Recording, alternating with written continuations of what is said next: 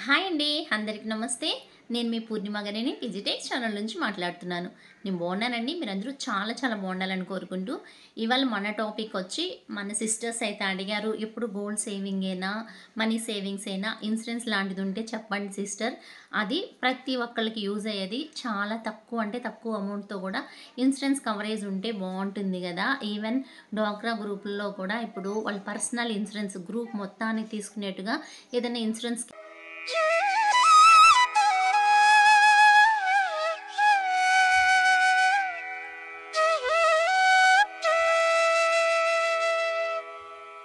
Schemes ఉంటే చెప్పండి అని అయితే అడిగారు. రోజుకి రూ. 1.5 నుంచి రూ. 1.5 పక్కా నిజమండి. రోజుకి రూపాయన్నరతో మనకి 10,00,000 ఇన్సూరెన్స్ కవరేజ్ ఉండేటువంటి the best scheme.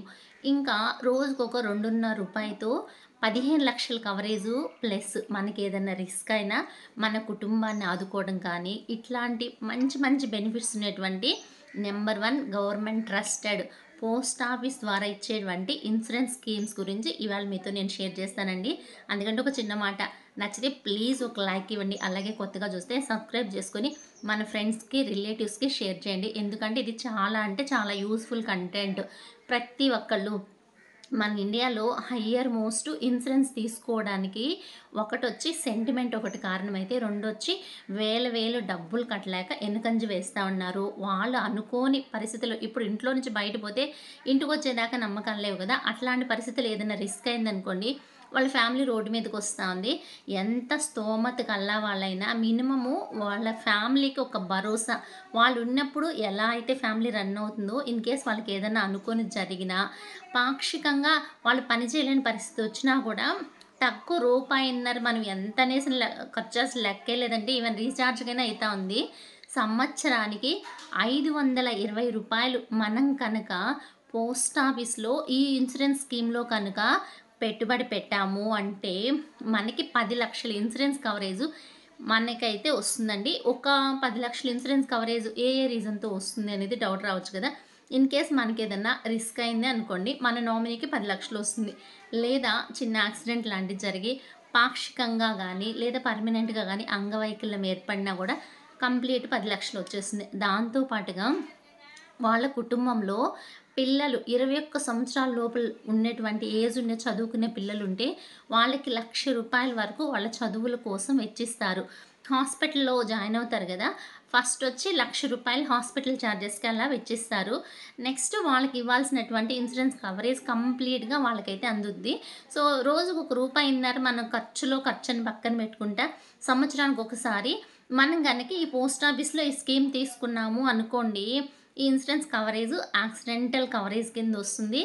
Term insurance కిందొస్తుంది. మన ఫ్యామిలీకి ప్రొటెక్షన్ ఇచ్చినట్టు గూడా ఉంటుంది. సో, ఈ స్కీము ఎలా తీసుకోవాలా? ఎట్లా తీసుకోవాలా? ఎవరెవరు ఎలిజిబుల్? ఈ స్కీము ఎక్కడొస్తుందనేది క్లియర్‌గా చెప్పే ముందు ఇంకొక స్కీమ్ గురించి కూడా చెప్పేసి, రెండిటిని ఎలా ప్రాసెస్ చేయాలనేది చెప్పేస్తాననమాట. ఇంకొకటొచ్చి రోజుకి రూ. 2.5 దాపు రూ. 750 సంవత్సరానికి గనక మనం కట్టాము అంటే, 15,00,000 ఇన్సూరెన్స్ కవరేజొచ్చి మనకుంటుంది. ఇది నథింగ్ బట్ టర్మ్ ఇన్సూరెన్స్. సంవత్సరానికి 750 అండి. వేరే వేరే చాలా టర్మ్ ఇన్సూరెన్సెస్, ఆ ఇన్సూరెన్సెస్ ఇవి అవి అంటే నెలకొకసారి వేలకు వేలు వేయాల్సొస్తుంది. చాలా తక్కువ అమౌంట్‌తో మనకి ఈ స్కీమ్‌ని అందిస్తున్నదొచ్చి పోస్ట్ ఆఫీస్. ఓన్లీ పోస్ట్ ఆఫీసే ఇచ్చేస్తుందా అంటే లేదండి. రూ. 10,00,000 కవరేజ్ ఉండేటువంటి స్కీమొచ్చి post office, Tata company tie up అయ్యి చేస్తున్నటువంటి ఇన్సూరెన్స్ కవరేజ్ అనమాట. కానీ 15,00,000 కవరేజ్ వచ్చేది టాటా వాళ్ళు కాదు. నోయిడా వాళ్ళొచ్చి మన యొక్క పోస్ట్ ఆఫీస్‌తో టై అప్ అయ్యి ఇస్తున్నటువంటి ఇన్సూరెన్స్ కవరేజ్ అనమాట.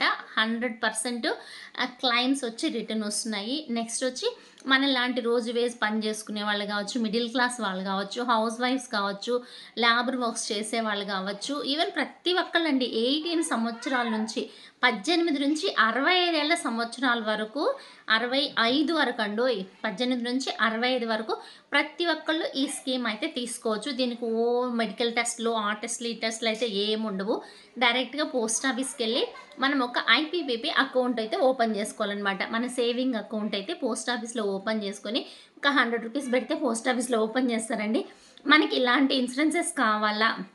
రూ. 520 స్కీమ్ కావాలనా, లేదా రూ. 750 స్కీమ్ కావాలనేసి మనం అక్కడ పోస్ట్ ఆఫీస్‌లో గనక చెప్పినట్లయితే, వాళ్ళు మనకి అప్లికేషన్ ఇచ్చి ఫిలప్ చేయించి మన దగ్గర ఆటో కట్ చేయించుకోవడం గానీ, లేదు ఎవ్రీ ఇయర్ మనం గుర్తుపెట్టుకొని మన అకౌంట్‌లో ఏసి ఆటో డెబిట్ అన్నా జేసుకోవచ్చు. లేదు మన సంవత్సరం, సంవత్సరం వెళ్లి కట్టన్నా రెన్యూవల్ చేసుకోవచ్చనమాట. అట్లా గాదు నెలకొక్కసారి నేను తీసుకెళ్ళి ఓ 50 100 ఏసి పెట్టేస్తా. నా అకౌంట్‌కి లింకప్ చేస్తా. అది కట్ అవుతా ఉంటుంది. ఇప్పుడొచ్చి మనకి బ్యాంకుల్లో గానీ రూ. 20 ఇన్సూరెన్స్ కవరేజ్ అని, రూ. 450 ఇన్సూరెన్స్ కవరేజ్ అని ఆ యొక్క స్టేట్ గవర్నమెంట్, సెంట్రల్ గవర్నమెంట్ ఇస్తున్నారు గదా!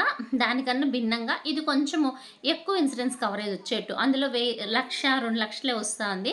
ఇక్కడ 10,00,000 నుంచి 15,00,000 గూడా ఇన్సూరెన్స్ కవరేజ్ అనేది ఇస్తుందనమాట. సో, మన ఫ్యామిలీలో 18 ఇయర్స్ దాటిన వాళ్ళు ఎవరైనా గూడా ఈ స్కీమ్‌కి ఎలిజిబులే.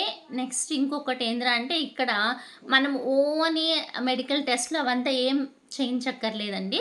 ఏజ్ గ్రూప్ 18 దాటిన వాళ్ళు, 65 ఏళ్ళ వాళ్ళు గూడా ఏసుకోవచ్చనమాట. కాకపోతే ఇది టర్మ్ ఇన్సూరెన్స్. మన సిస్టర్స్ అడిగారు గదా! అక్క తక్కువ ప్రీమియం ఉండి, మనం కట్టుకునేదానికి వెసులుబాటు ఉండాలా? తక్కువ అమౌంట్‌తోనే ఎక్కువ కవరేజ్ రావాలా? బెనిఫిట్స్ మంచిగా ఉండాలా? నెక్స్ట్ మనకి అండర్ గవర్నమెంట్ కింద ఉండాలా? నమ్మదగింది ఏదన్నా ఉంటే ఇన్సూరెన్స్ చెప్పండి. మీరు ఎప్పుడు గోల్డే గాకుండా అనైతే అన్నారు. సో, నేను తీసుకొని నేను పాటించింది మీతో నేను షేర్ చేయను గాబట్టి, సో, నేనైతే స్టార్ట్ చేశాను. మన సిస్టర్స్ గానీ, మన బ్రదర్స్ గానీ ప్రతి ఒక్కళ్ళకి యూజ్ అవుతుందండి. ఎప్పుడు మన కష్టాన్ని నమ్ముకొని, మనం ఉన్నంత వరకు మన ఫ్యామిలీని లాక్కొచ్చేస్తాము. ఇన్ కేస్ మనకేదన్నా అనుకోని ఆపద రావచ్చు, రాకపోవచ్చు. రావాలనైతే కోరుకోము. ఇన్ కేస్ ఏదన్నా అయినా గూడా మన ఫ్యామిలీకి భరోసా. మనం ఎప్పుడు ఏ సేవింగ్స్ చేసినా ఒక ఎమర్జెన్సీ ఫండ్ అనేది పెట్టుకోవాలంటాము. మన దగ్గర ఉండే డబ్బులే కాకుండా ఇన్ కేస్ మనం లేకపోయినా మన ఫ్యామిలీ బిందాస్‌గా జరగాలంటే ఇలాంటి ఇన్సూరెన్సెస్ యూజ్ అవుతాయి. ఇంకా దీనికి ఏమేం ప్రూఫ్స్ ఇవ్వాలా? ఎలాంటి సబ్మిట్ చేయాలా? అంటే మనం ఎవరమైతే స్కీమ్ తీసుకోవాలనుకున్నామో వాళ్ళ తాలూకు అకౌంట్ ఒకటి ఓపెన్ చేసుకోవాలి. ఐపీపీబీ అకౌంట్ అన్నాను గదా! అకౌంట్ ఓపెన్ చేసుకొని నెక్స్ట్ వచ్చి మన యొక్క అప్లికేషన్ అంటే ఎవరి పేరు మీద ఇన్సూరెన్స్ తీసుకోవాలనుకున్నామో వాళ్ళ ఆధారు, ఇంకొకటి అంటే డ్రైవింగ్ లైసెన్స్ కావచ్చు, పాన్ కార్డ్ కావచ్చు, ఏదున్నా గూడా 2 డాక్యుమెంట్స్ తీసుకెళ్ళి మన పేరు మీద నెక్స్ట్ మన నామినీగా ఎవరిని పెడుతున్నామో కుదిరితే వాళ్ళ ఆధార్ లింకప్ చేయించడం గానీ, మొబైల్ నెంబర్ లింక్ చేసి గానీ ఇన్సూరెన్స్ అయితే తీసుకోవచ్చనమాట. స్పౌజెస్ మనము నామినీస్‌గా పెట్టుకోవచ్చు. లేదా పిల్లల్ని నామినీస్‌గా పెట్టుకోవచ్చు. లేదా మన ఇంట్లో పిల్లలు చాలా అంటే చిన్న పిల్లలుగా ఉన్నారు అంటే ఇంకెవరైనా గార్డియన్ గానీ వాళ్ళకి టై అప్ చేసి నామినీలుగా పెట్టుకోవచ్చనమాట. ఇంకేదన్నా ఫర్దర్ డీటెయిల్స్ కావాలంటే మీ దగ్గరలో ఉన్నటువంటి పోస్ట్ ఆఫీస్‌కి వెళ్ళి కనుక్కోండి. లేదు అంత దూరం మేము పోలేము అంటే మన ఏరియాలో పోస్ట్ మ్యాన్స్ వస్తా ఉంటారనమాట. వాళ్ళని అడిగినా గూడా వాళ్ళ దగ్గర ఉన్నటువంటి మొబైల్ ద్వారా మీకైతే ఆ డీటెయిల్స్ ఇవ్వటంతో పాటుగా కుదిరితే వాళ్ళైతే మొబైల్‌లోనే మీకైతే ఈ స్కీమ్ అయితే ఓపెన్ చేసి అయితే మీ పేరు మీద అయితే ఇన్సూరెన్స్ అంటే రూ. 520 గానీ, రూ. 750 గానీ వాళ్ళైతే మీకు చేయిస్తారు. ఇంక ఎవ్రీ ఇయర్ మీరు ఆటో కట్ ఆఫ్ పెట్టుకొని మన అకౌంట్ నుంచి అయితే కట్ చేసుకోవచ్చండి. ప్రతి ఒక్కళ్ళకి యూజ్ అవుతుందండి. నిజంగా నేను క్లారిటీ ఇన్ఫర్మేషన్ ఇచ్చానో లేదో తెలీదు గానీ ఇంత తక్కువ ప్రీమియంతో రూ. 520, రూ. 750 మనకి ఒక్క బిర్యానీ ప్యాకెట్‌కి సరిపోతుందండి. నిజం చెప్తున్నాను. ఒక్క బిర్యానీకి పెట్టే అంత ఖర్చు సంవత్సరం మొత్తానికి 10,00,000, 15,00,000 ఇన్సూరెన్స్ కవరేజు మనమున్నా, మనం లేకపోయినా మన కుటుంబానికి ఆర్థిక భద్రత ఇచ్చేటువంటి ఇలాంటి ఇన్సూరెన్సెస్ ఎవ్వరు మిస్ చేయకండి. ఎంత ఉండేవాళ్ళు గానీ, ఎంత లేని వాళ్ళు గానీ ఆల్రెడీ ఇన్సూరెన్సెస్ ఉన్నా కూడా ఇదైతే ఒకటి తీసుకోండి. చాలా అంటే చాలా యూజ్ అవుతుంది. ఇన్ కేస్ మనం తీసుకోకపోయినా ఎవరికన్నా పక్కన వాళ్ళకన్నా చెప్పండి. ఇది చాలా అంటే చాలా యూజ్‌ఫుల్ కంటెంటు. సో, ఖచ్చితంగా షేర్ చేయండి. ఎవ్వరో ఒకళ్ళు అంటే మిస్ అవ్వకుండా ఇన్సూరెన్స్ అయితే తీసుకోవడానికి ప్రయత్నించండి. సో, ఇదండి ఇవాళ కంటెంట్ మీకు యూజ్ అవుతుంది అనుకుంటున్నాను. యూజ్‌ఫుల్ కంటెంట్ అండి. ఖచ్చితంగా షేర్ చేయండి, సపోర్ట్ చేయండి. నచ్చితే ప్లీజ్ లైక్ ఇచ్చేసి కొత్తగా చూస్తే సబ్స్క్రైబ్ చేసుకోండి. ఓకే అండి. బాయ్. See you. నమస్తే.